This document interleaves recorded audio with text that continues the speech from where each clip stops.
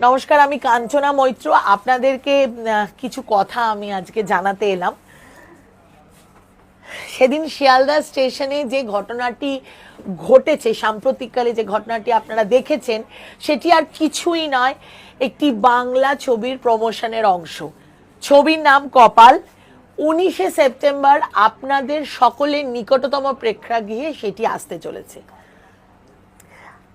কারোর, বিশ্বাস করুন, অনুভূতিতে আঘাত দেওয়া আমার বা আমাদের টিমের কোনো উদ্দেশ্য ছিল না। তবুও কারোর অনুভূতিতে যদি আঘাত লেগে থাকে, আমি কাঞ্চনা মৈত্র আপনাদের কাছে হাত জোর করে ক্ষমা চাইছি, হাত জোর করে।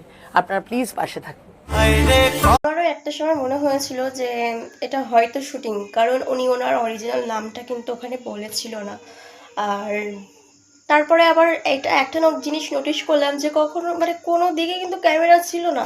তাহলে ক্যামেরাটা মানে শুটিংয়ে যে ক্যামেরা থাকে, সবাই যেরকমভাবে থাকে, সেটা তো কোথাও দেখলাম না, কারোর ক্যামেরাতে ধরা পড়লো না। তো ওর জন্য ডাউট হচ্ছিল যেটা রিয়েল নাকি, মানে ফেসবুকে তো এটা একদম মানে ভাইরাল, যে এটা কি হচ্ছে, আর কনফিউজ ছিলাম।